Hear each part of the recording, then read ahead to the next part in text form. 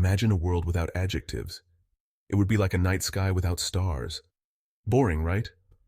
Adjectives are the spice of language. They add flavor to our words. They paint pictures in our minds. Think of a red apple or a fast car. These simple words bring our sentences to life. But adjectives can do so much more. They don't just describe nouns. They can work with other parts of speech too.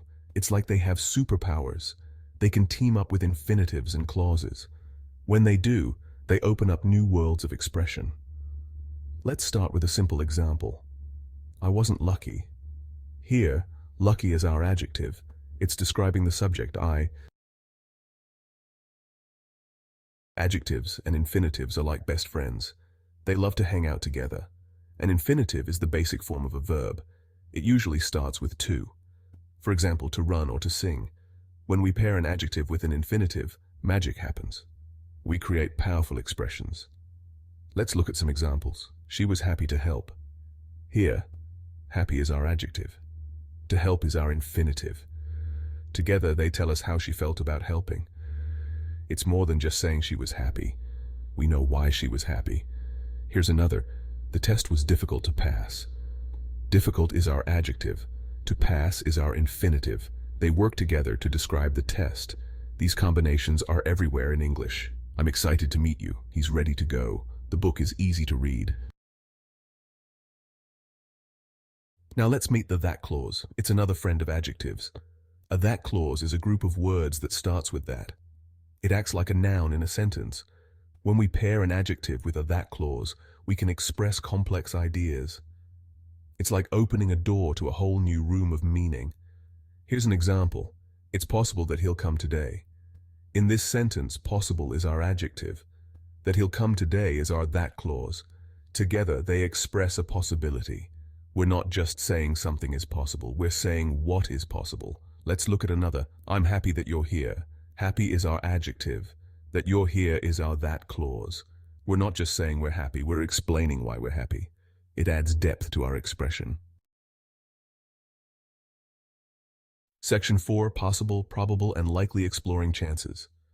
Let's dive into some specific adjectives. Possible, probable, and likely are all about chances.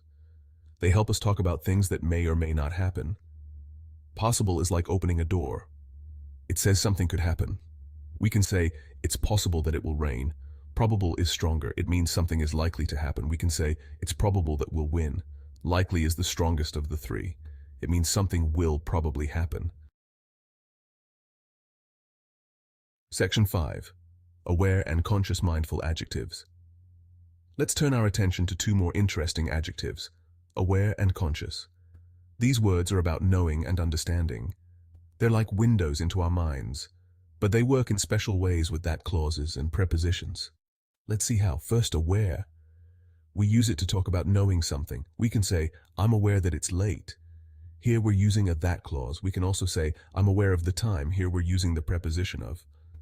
Both mean we know about the time. Now let's look at conscious. It's similar to aware, but a bit different. We can say, I'm conscious that people are watching. Again, we're using a that clause.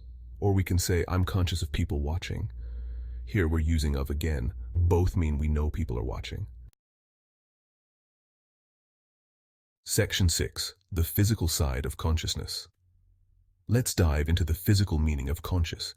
It means being awake and aware of your surroundings, like flipping on a light switch in your brain. You're present in the moment. You can think, feel, and respond. Imagine you're in a hospital.